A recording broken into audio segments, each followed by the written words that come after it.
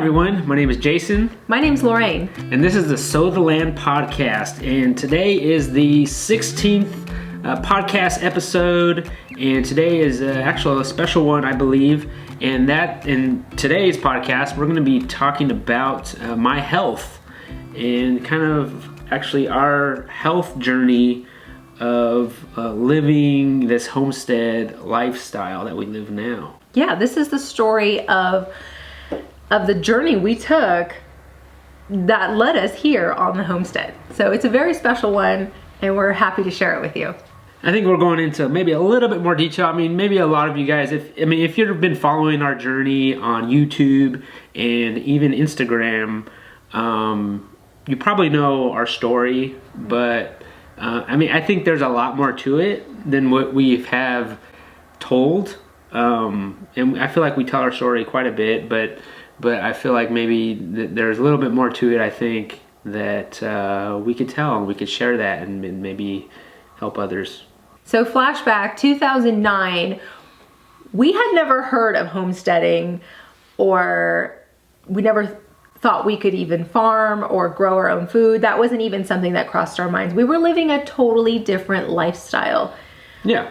We were different people. Right. And so I was working an office job. You were working in the fashion industry in Los Angeles, and I get diagnosed with cancer. Not something that you don't expect. Especially, I had just turned 30 years old, and the symptoms that I was having is I started to have night sweats. I started to have rash, like just all over my body, like rashes. And I started to get a lump on my neck, which was like my lymph node was like swelling up. Mm-hmm. Now, we did numerous tests before we found out it was actually cancer.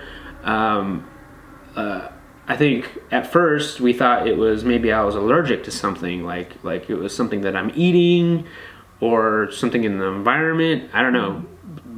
That's what we all assumed. That's what the doctors assumed, that, oh, you're probably just allergic to something. Maybe you need to eliminate some things in your diet. And so that started it on this health journey of like figuring out what's wrong with me. Mm-hmm. Still not thinking it's cancer. So the doctor thought it was allergies. Yeah. And then that's when I started to get a lymph node swelling up on my neck. And it started to get bigger and bigger. Yeah, and you had it for over a year, and that's a long time. Yeah, so it was like a whole year of trying to figure out if this is allergies or not. And so we finally went to a doctor, and they did a biopsy on my lymph node that was swelling up, and they said it was cancer. That didn't even cross my mind, any of our minds. Right. I remember when I got the phone call, you had called me, and I was at work. And I was working for a fashion designer near Los Angeles at the time, and I was just about to go into a meeting. There was a fabric meeting, and I got a phone call from you, and I answered it, and you were like, "It's cancer." And I was like, "What?" I had to sit down, and I actually had to take the call outside, and I was like, "What?" Yeah. I was just shocked, and I was like, "Do you want me to come home?" Right. That was my question, and you were like, "No, there's nothing you could do about it." Yeah, it was. I did coming home to be with you, but it was just really. It was weird. We were like, "What?" Yeah, it was this weird thing. Like it was just like, "Oh, it's cancer," and I'm like, "Okay, so what now?" And we haven't mentioned it before. The type of cancer that Jason had was Hodgkin's lymphoma, and it was stage 2. Stage 2 Hodgkin's lymphoma. So there's Hodgkin's lymphoma and there's non-Hodgkin's lymphoma. The non-Hodgkin's lymphoma, from what I've heard, from what I understand, is that it's the worst of the two. Right. So the Hodgkin's lymphoma that I had was the better one, I guess you could say. Which I never liked that term. When people were like, "You have the better one." Well, I mean, that's what they told me, like, well, that's a good kind of cancer, If you were to have a cancer, that's the cancer I would want. Yeah. That's still not helpful. No, somebody who has cancer. That's not helpful. No, it doesn't help. Just don't even say anything. Yeah.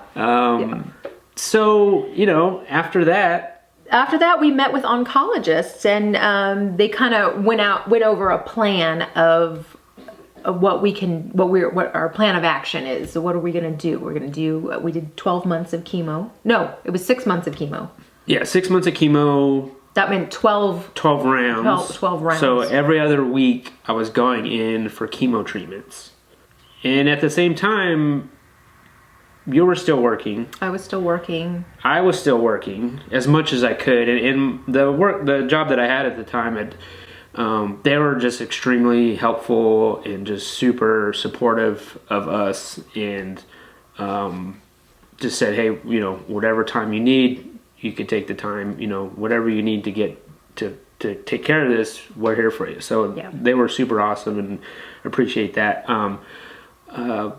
But yeah, I worked through all of it as much as I possibly could, and I think the reason why they wanted to do chemo like every other week was so that way I wouldn't get like that sick, that bad, like instead of doing it like once a week or maybe every other day. And so by the time, as I was doing the chemo, I would do it 1 week, and so by the time it started, I needed to do the second round of chemo. I was feeling pretty good. It was almost like this roller coaster of, of not feeling good. Like, you do the chemo, and then you feel pretty bad for a week, and then after about 5 days, I start to like come back and feeling pretty good. Like almost like, whoa, like your body kind of bounces back after being treated with it's basically poison is what they pump in my veins. And by the time the 5 days run around, I felt pretty good, but then you got to do it again. Yeah. I remember taking a look at your blog that you had at the time, and you wrote on there, another chemo treatment, and this one wiped me out for 5 days. And then the next post would be like, it knocked me out for 6 days, or, it would knock you out. You would miss work sometimes, and you would sleep the entire time. Yeah. And then at first, when we first started doing the chemo, it was such a weird experience because it was just like, I can't believe this is happening. Like, I'm actually going to the oncologist to get chemo pumped in my veins. Like something that you just see in movies, or like you hear about these things, and we're actually doing it. It was almost like this out of body experience, almost like we're just like floating into the doctor's office, and it's not really us, and like almost like we're watching ourselves on TV. I can totally, everything you're saying, yes, because from the moment I had gotten that phone call at work, it was like stunned. We were stunned into like, okay, I can't believe this is really happening. Yeah, it was like they were just taking us and like, okay, this is what you need to do. You got to get in this line, and you got to move, and you got to like, and they're just like pointing us in these directions and we had no idea. We're like, I guess this is what we have to do. We just got to see an oncologist. Okay, you're saying we need to have this certain type of chemo. Okay, what do we know? I know. Like we had no idea like how to take care of this thing. Right. It was so shocking. It was all very shocking.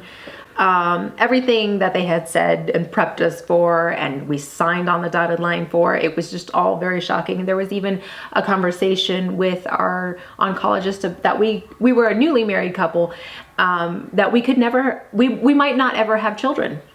And because of the chemo. And they had said, well, you're young, so there's a higher chance that it might not happen to you, but be prepared. And so I was like, I don't even have a moment to even think about this. Like, wait a minute, I have this career that I'm climbing the corporate ladder. Did I want to have children? Like, wait a minute. Like, we just got married. Like, we talked about it, but it wasn't nothing serious about it. Like, we say, well, one day we'll have children, but then all of a sudden they were saying, well, you might not be able to. Yeah, so after this chemo, that wouldn't even be an option. But I know. So it was like, I don't even have time to think about it. I was like, I just wanted you to be better, so then maybe I could think about it later. Yeah. But yeah, it was very unreal. It was very unreal, like all the conversations that we had with the oncologists and our family members and our friends and with each other. Like, I remember we just kind of looked at each other like so baffled, like we were not expecting this at all. No, and then, you know, also to deal with like insurance companies, and it was just right. It's such an emotional thing, like just mentally, it's physically, like just thinking about it is just so emotionally exhausting. You know, so that's what we did. We started, I had to go into the doctor's office and get chemo, and they'd basically bring you into this room. It's almost like barber chairs, you know, you're gonna get a haircut or something. Well, they were more like recliners. Yeah, they were like recliners, but it was like a circle of them. Yeah. Like, I don't know, there's probably like maybe 8 or 10 maybe 8 or 10 of just all around in a circle, kind of all around this room, and you just sit in the chair, and then they just find a vein in one of your arms, and then they just start pumping chemo in there, and I had different 4 different kinds of chemo, which stood for A, B, V, D. I don't think I can even tell you what they stand for. 10 years ago. But it was like the standard one that they use for Hodgkin's lymphoma, and it supposedly works every time. But just being there in the beginning, you know, actually the whole time I was the youngest one there. This was 10 years ago, when I kind of felt like it was still very shocking when someone had cancer, but I kind of feel like now a lot more people have cancer and a lot more younger people have cancer. But 10 years ago, I kind of felt like it was shocking. You were the youngest person by far. Yeah. I mean, the people that were sitting around you were either our parents' age or much, much, much older than that. Yes. And then there was a lot of people there that, mainly women who had breast cancer, that was huge, and then maybe lung cancer. You know, at the time I felt like, well, let's start with, you know, they were starting to like trying to find veins in my arm, which after the first time, like, it was not happening. Like, they couldn't find a vein in my arm. Like, it was just a struggle just to do that, and it was such a painful thing. Then, you know, they're digging in your arm trying to find this vein to pump chemo in, but then after they find it, like, the chemo is just so like harsh. Like, for me, I mean, that's what my experience was, is that like I felt it like burning my vein.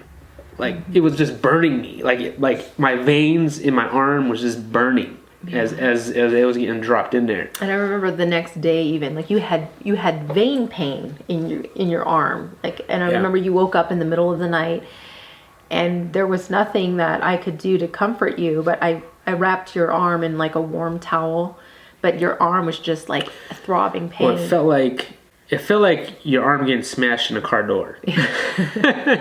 Like, that's what it felt like. It felt like I put my arm in the car door and someone just slammed it. And it was just like an excruciating pain. But like, I don't know. I think how we fixed that, how we got through that, was that I remember waking up in the middle of the night, and this was after like the first day of getting chemo.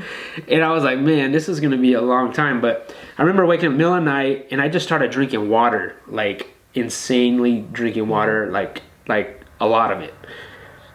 And slowly, after I started drinking this water, the vein pain started to go away.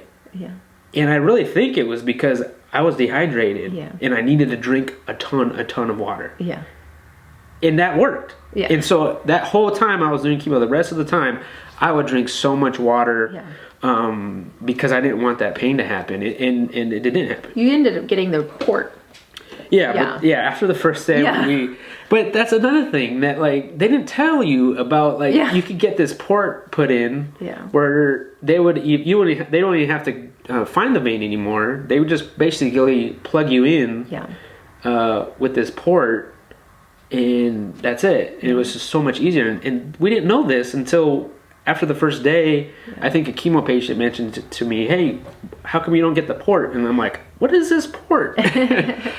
So yeah, so I ended up getting a port in my chest, which basically it's under the skin. I still have a scar there, and it's like hooked up to one of your main veins inside of you. So all you see is like this little bump, almost like a button, almost. Yeah. And they just plug you in there. So that made it a whole lot easier. The rest of the time was having this port in. But yeah, I mean, so every other week we just did chemo. Yeah, we did that, and I made sure to take time off of work so I could be with you at every appointment, because you needed someone to drive as well. Because you were nauseous after your appointment after being injected full of poison, and so you were really nauseous. So I wanted to, and you were sleepy too, and so I wanted to make sure you got home safely. Yeah. And you had someone watching you for the rest of the day. Yeah, and you were there every single time, and my mom was there. Yeah. But yeah, I mean, I remember being in that room, and we used to see like people like they were getting pumped with chemo, and they would bring in like fast food, and they'd be eating fast food while they were getting chemo. Yeah. And it just like, I don't know, like. I think at the time we were eating fast food every now and then. That would like started us on this journey of like nutrition. Right. And I believe that moment also had something to do with that. It just seemed wrong. I know, it just didn't seem right. I mean, it did. Okay, but I do have to say, it's hard for us to say, oh, it's so wrong for you to have fast food while you're getting chemo. But a sensitive part of me does say, well, maybe those people didn't have anybody to cook for them. And I understand that going through this very difficult and dark time in your life, and the last thing you want to be doing is cooking in the kitchen and cleaning in the kitchen. It just seems easier, and it just seems to make sense to go pick up something that's already cooked for you. So I am sensitively aware that... I totally get that. Yeah, like it's hard. Nobody wants to be cooking at this time, cooking and cleaning, washing dishes. But but it did. But I do have to say though, it did seem wrong though, sitting in a chair receiving chemo for a life-threatening disease such as cancer, and you're eating like fast food. Like something did seem wrong. No, and maybe it also kind of maybe goes back to having a good support system around you. Like I had you to be there for me and like cook for you. Try to cook for me, but and say you don't need fast food. Let me cook a home cooked meal. Right. But yeah, that kind of like got us thinking also differently. Doesn't seem right. Right. I mean, another thing that I started to see was the same people that would be getting chemo, I would see them right after, like, smoking. Yeah. Like, they're still bandaged up from the chemo, but then they go outside and they're smoking. Yeah. That didn't make sense either, but... Yeah. It just made you really take a step back and be like, this is life. This is our body. What are we doing every day to our body that leads us to a point where we're not healthy anymore, where we need to be pumped full of poison that kills every living thing in our body so we can start over again. Like, it just really makes you think. Yeah. Yeah. And it just, like, we did not want to be in that room. No. We didn't want to be doing it anymore. And then, talking to the other people that were there getting chemo, a lot of the people there too they were like, they've been doing this for years. Yeah. They've just been in there, like, they go in like once a month or whatever and get chemo, and they've been doing it for years. And it's just like, at that time I was just like, my gosh, I don't want that to happen to me. I don't want to be in there. Like, how, what if I'm in here for longer than 6 months? Mm-hmm. Like, what if, all these thoughts start going through your mind. And then, as the weeks went by, I remember the first probably like 2 or 3 chemo treatments. I felt pretty good as far as like, I wasn't losing my hair yet. I wasn't feeling that sick after the chemo treatments. I mean, I felt a little bit almost like kind of like the flu, but it wasn't that bad. it didn't really start hitting me after maybe the third or fourth chemo treatment. Then I started losing all my hair. And your eyebrows and your eyelashes. Yep, everything. And I started to feel even like, even they weren't like up dosing. I felt like they were like giving me more dosage, but it was actually the same dosage, but I was feeling worse and worse every single time. Yeah. And they just said that was normal. So home life for us at the time while receiving chemo was you would come home from your chemo appointments, and then at midpoint you were, vomiting and sleeping. There was a lot of sleeping, I know, and you were extremely thirsty. And I just always used to, I used to be at work thinking, I hope that he would wake up and drink some water and remember to take his, because he had all these different kinds of medications, and I used to every morning put them in little Ziploc bags with the time that he was supposed to take them, and then lay them out on the table. And I remember being at work thinking, I don't want to be at work. I want to be home like every day, taking care of him, making sure that he takes everything on time, making sure that he's eating something instead of sleeping. Or what if he doesn't wake up and drink his water, that he's so thirsty? And I used to just picture his body laying in bed, and I used to be like, he's so thirsty right now. And it just used to break my heart. But yeah, so that's what home life looked for us. You slept a lot. We watched movies and stuff, and right, and then laid around. I also needed to give myself a shot. Oh, remember? Yes, I remember that. And it was a very expensive shot too. How much was that shot? I think it was $2,000 a shot. $2,000 per shot. Yeah. Okay, so I forget what the shot was called. I don't remember what it was for. Well, it was to raise, I think, my white blood cells. Okay, yeah. Because when you get the chemo, it basically kills everything, all the cells, even the good cells and the bad cells. And so I had to take this shot after chemo. I think it was like the day after or 2 days after, where it would give me a shot like in my belly and in my stomach, and it would bring up my white blood cells, so that way the chemo can also make you sick. So I wouldn't get sick, or hopefully not get sick. Sick as in the flu. Yeah, like get something else, because I was getting the chemo and my immune system was not that great. But yeah, this shot was just super expensive, and I don't know how. And that was $2,000 was out of our pocket. That was what we paid. But remember, at first we were paying that. We were paying that. And then I remember going to the doctor's office, and somebody had donated. Yes. To cover the rest of the 6 months of chemo. Yeah, so that someone donated, I don't know who it was, or it was just like a random donation to the oncologist, and they were like, okay, all the rest of the shots are covered. Yeah. That was such an amazing thing. That was amazing. We were shocked because we were like, we can't. Even though we both made good money, it was still like $2,000 a month plus, our already other expenses, and yeah, it was just it was insane. Yeah, that was a lot. I don't know how any other cancer patients can afford that. I don't know. So, but yeah, that was a really difficult. That was a difficult time. I always look back at it as a very dark and difficult time in our lives that we had to go through. It was very challenging for us. Yeah. Yeah, because I'd be, you'd still working. I would still be working also, but basically be at home while you're at work, trying to recover. And then if I felt good enough to go to work, I would go to work.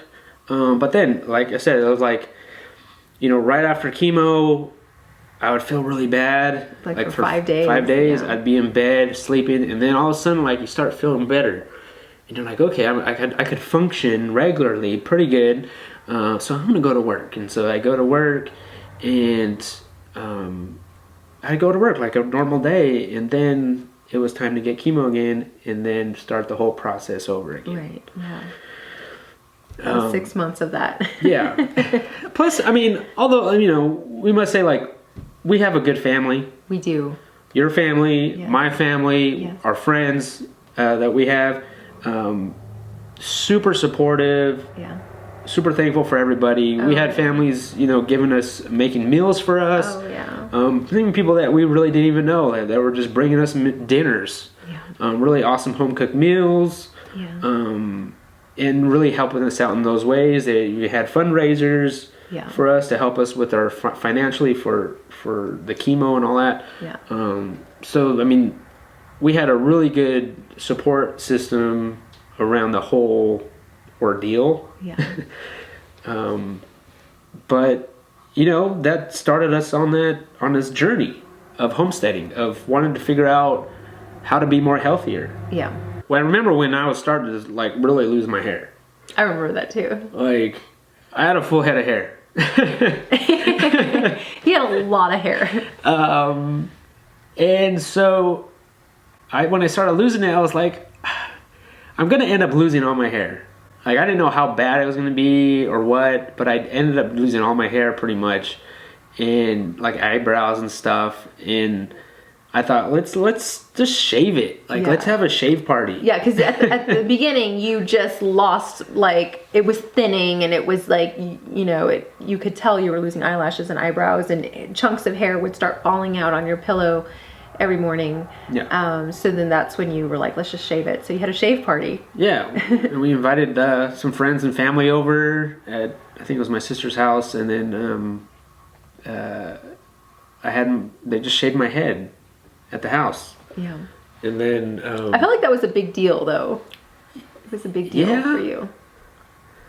Yeah, I guess. I mean, it was almost like this, like you were accepting that this is what's happening. Yeah, I was. Yeah. I guess so.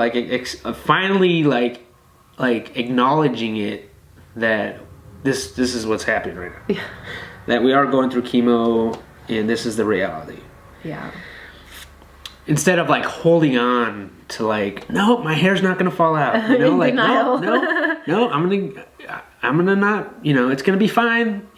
But we accepted that for what it was, and we shaved it. And then next thing you know, Grandpa was shaving his head. Mm-hmm. Your mom shaved. My mom shaved her head. Yeah, your mom had long hair. And then she's like, I want to shave my head. She got online and she sat down because we shaved his, and then we shaved your grandpa and your cousin, and then my mom sat down. She was like, shave my head, and she actually looked really good with a shaved head. Yeah. She left it a little short, and it looked really good on her. Everyone was like, wow, that's a new do for you. But my mom is super supportive, and she just loves Jason to pieces. So she would do anything for him, shave her head.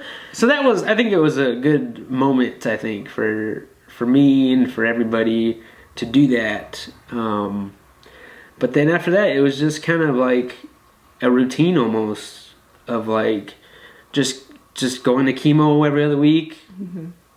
Feeling very horrible afterwards and wanting to throw up. And, we're taking pills for me being nauseous. Yeah. So I was taking pills to help me not throw up.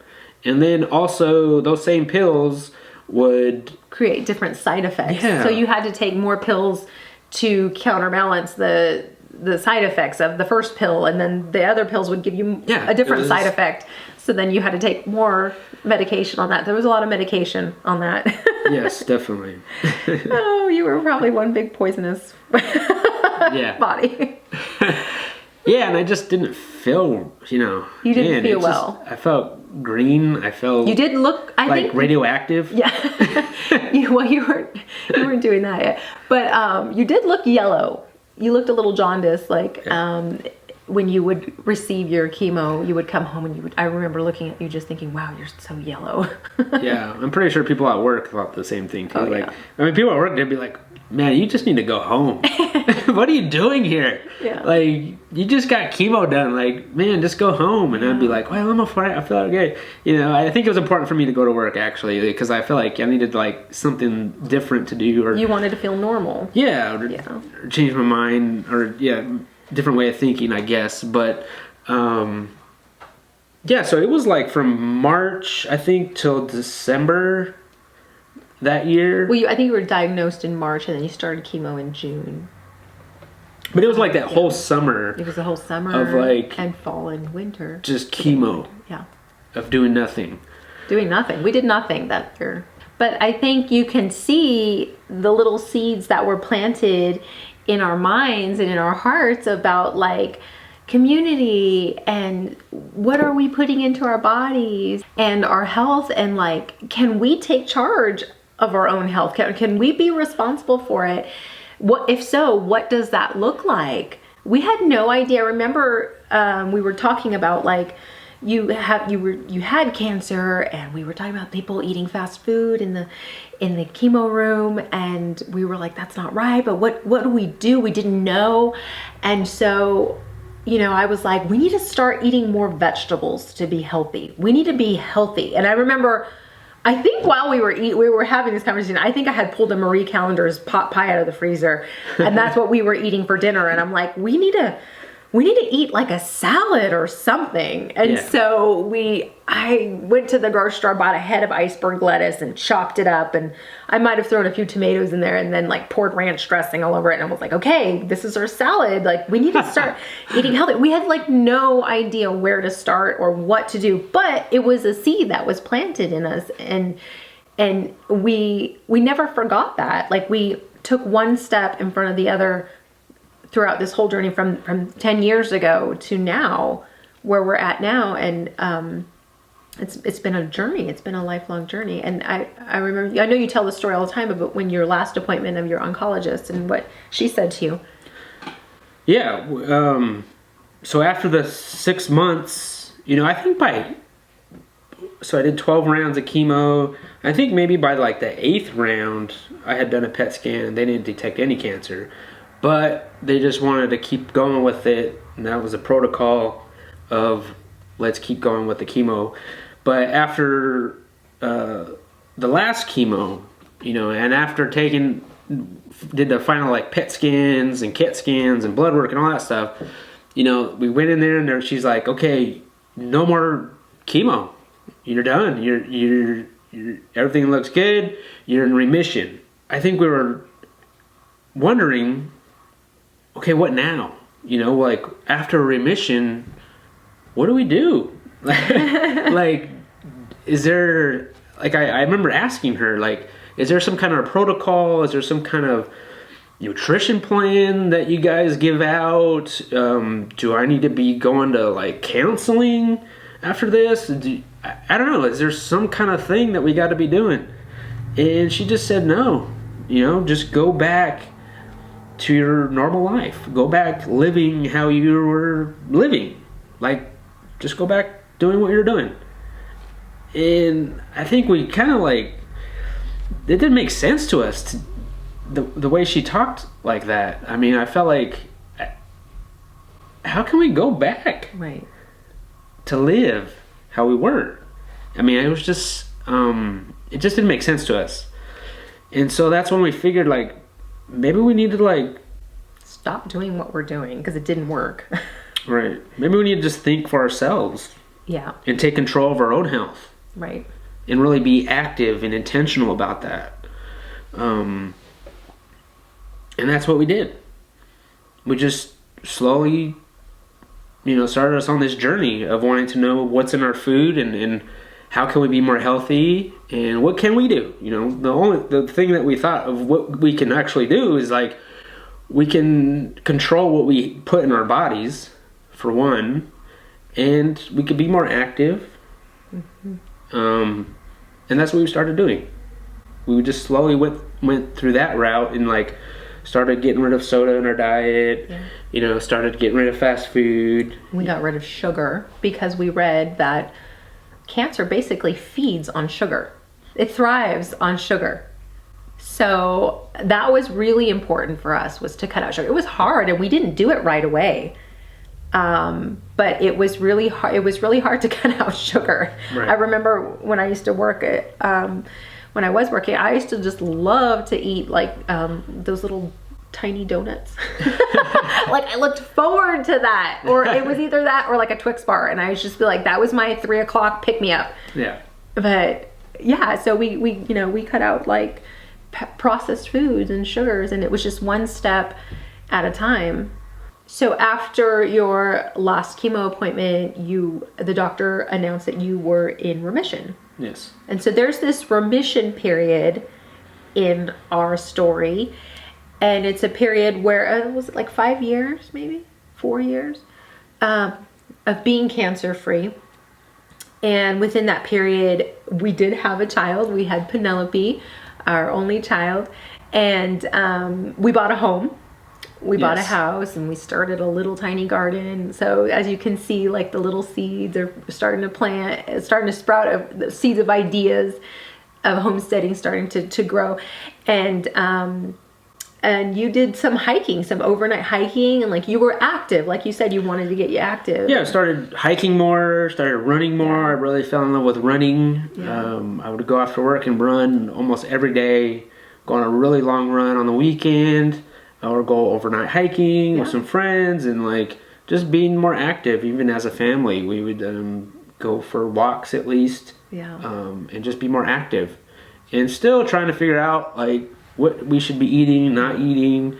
After a year I was in remission, that year was when, the oncologists said just go back living to your normal life, and I think we kind of tried to do that.